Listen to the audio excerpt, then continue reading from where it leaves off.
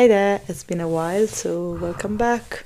I haven't been doing any reviews recently, but I would like to review now the last season of Squid Game, which is not actually a book, but is a season with is a series with many topics, very even philosophical topics. So I would like to review it.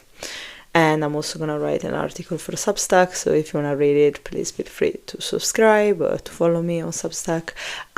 So if you haven't watched the last season, please don't watch this review because it's full of spoilers and I'm gonna go straight to the point, so please don't watch it. If you watched the last season and you wanna know about my 2 cents about it, please watch it and watch my review. Let me go straight to the point. I didn't really enjoy the last season. I found it very, fast and more concentrated on other characters than Gi-hoon. So then player 456, so the protagonist. I was disappointed by the ending. Like, I think 90% of people, I'm not sure, but a vast majority of people. Of course, so I have a bit of mixed feeling because considering the story, considering what Squid Game is about, I don't think we can be disappointed with the ending in the sense that, it's not a happy series, and I think we've already been kind of lucky to have the protagonist until the very end. So, of course, it would have not been the rest of the season without him, but I feel like, okay, we were lucky because if we want to be... So the director's perspective is to make something realistic. So something that also is not sugar-coated, is very cruel, is very brutal. It shows what capitalism does to people, what consumerism does to people. So we couldn't expect a very happy ending. I think, we were already lucky with the ending of season 1. So in the, let's say, economy of the series, of the story, I think it makes sense because we couldn't expect any different outcome, not just because it's kind of sad, but also because what Gi-han believes in is to always do the higher good, even if it means sacrificing himself. And by the end of the 3rd season, when there is this baby that is born into the Squid Game, he decides then to sacrifice himself to save the baby. Because the last game, like the Squid Game or Squid Game in the Sky, whatever is the name, is based on the fact that one player needs to die in each round. And because him and player 333, I don't remember his name, fight before they press the button, then the only players remaining are Gi-han and the baby, so player 222 basically. So because of the rules of the game, someone needs to sacrifice themselves, and Gi-han decides to jump off this platform in order to save the baby. And I think is an ending that makes sense because that's what he believes in. He believes in doing a good thing, and he could have not killed the baby in order to save himself, also because he promised to protect this baby.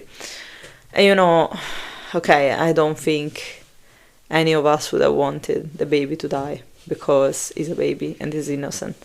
So of course, like, that was the kind of straightforward ending to it. Also because for what he stands for, like as other people have observed, Gi-han and the frontman are like two faces of the same coin. So the frontman is him when he had the choice. So basically they're both confronted with the same choice, but the frontman took the shadow side, let's call it, while Gi-han takes the light side. And this is something that at the same time surprises and disappoints the frontman. And maybe at the very end he has a change of heart because of that, because of the straightforward action that Gi-han takes and decides to take. But at the same time, from a subjective point of view, I feel very disappointed, because if we think about it, like, if I need to think in a, like, not in a objective way, Gihan should have left at the end of the first season, and could have lived happily ever after. Because, okay, no, probably not, because he was already traumatized and he couldn't forget about the Squid Game. But, like, he decided to break the system. He killed a lot of people. He got a lot of people killed because of that. And in the end, he sacrificed himself for someone else's baby. And, you know, I would appreciate the, like, heroic act. But this woman had this baby for selfish reasons. And this really pissed me off. Like, that's not fair. Like, he dies for the selfish reasons of everyone else in the end. This really upset me. Like, that's not fair. I mean, I understand that that's how reality works. I think that that's also the point of the director. It's like, dude, life is not fair at all. Like, people take selfish decisions. They think only about themselves. They are greedy. They are envious. Okay, I get it. But, like, this woman even says at some point that she decided to keep this baby for not being alone anymore. Which, you know, if we think from a realistic point of view as well, a lot of people do that. Like, a lot of people have children, even if they wouldn't be able to be good parents, because they have their own agenda. It's to fill a void that they have inside on themselves. So, okay, that's realistic.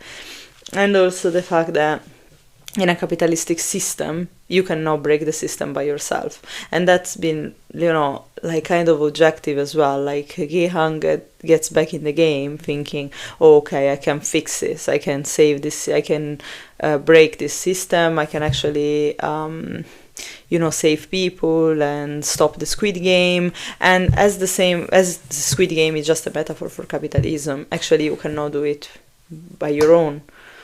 On your own, by yourself, because as many people that study politics and economics tell you,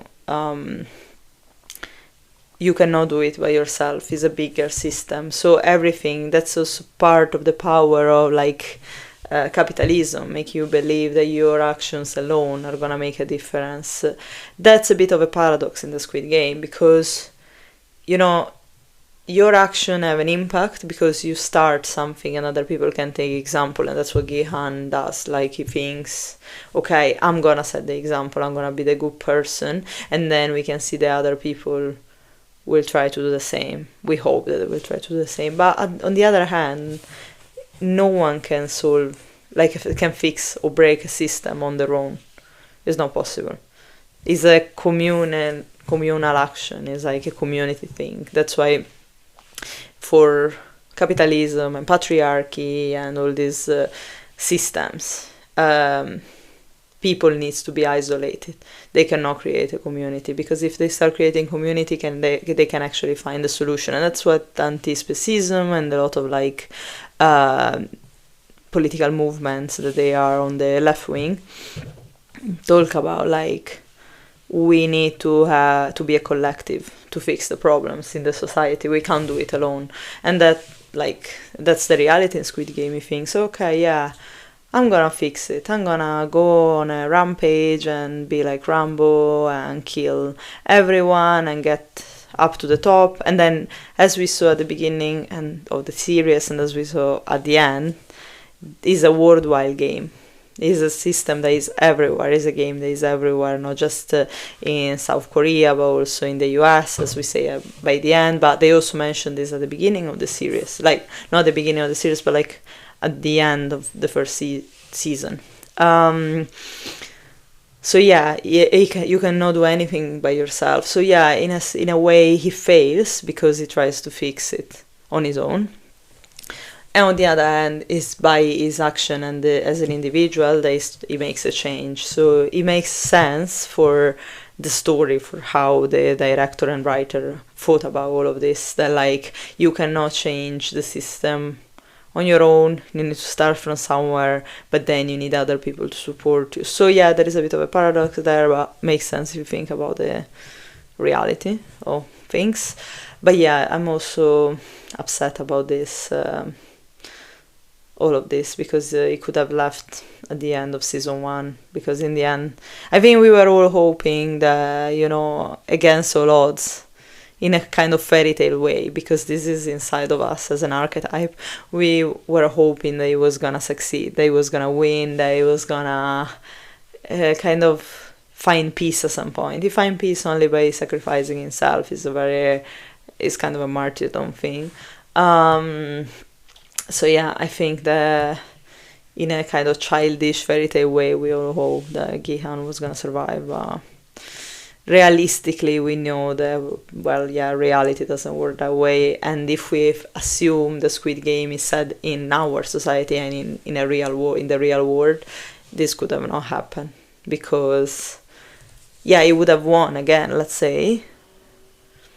But, yeah, well, he would have gone back to his life, and he would have not dismantled the system that he went back in order to break. So yeah, I have mixed feelings about all this. But something else I want to talk about is the fact that Squid Game poses a lot of question on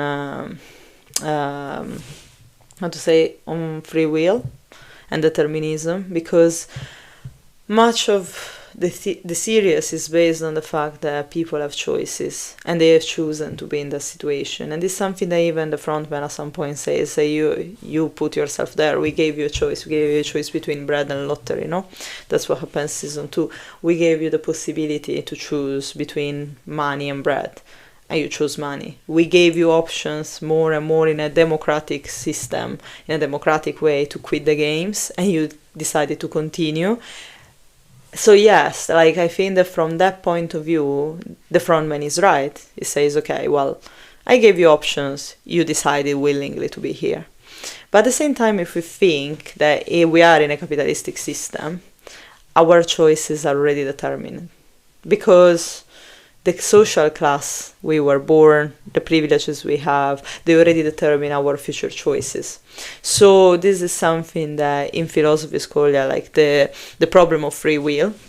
And there are theories like determinism that say that you can't actually have a free choice, because whatever you choose was already determined by the cause. So the effects is already determined by a cause.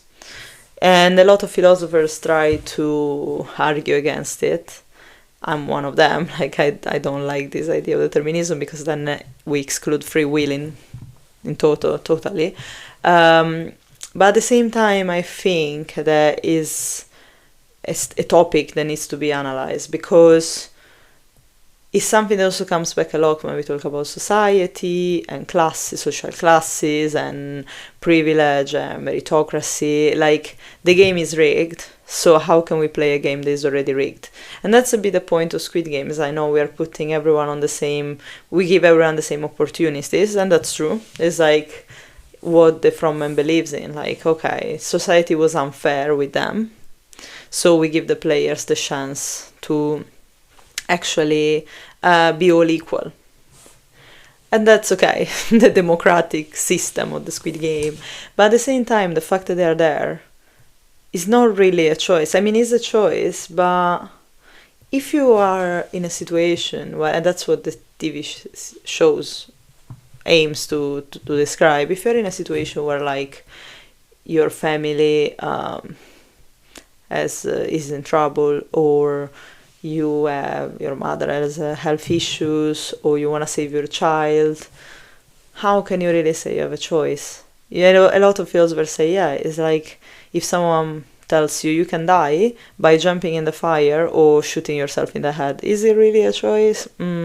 So that's for me, that's an interesting thought. It's something to give thought about, because what this individualistic way of thinking now in capitalism says is that you have choices, you have so many choices, so many possibilities. But actually, if you look at the data, the game is rigged, because if I come from a rich family, I already have more opportunities than a kid from a middle class. Let's say if I am white, I have, and if I am a man, I have more advantages than,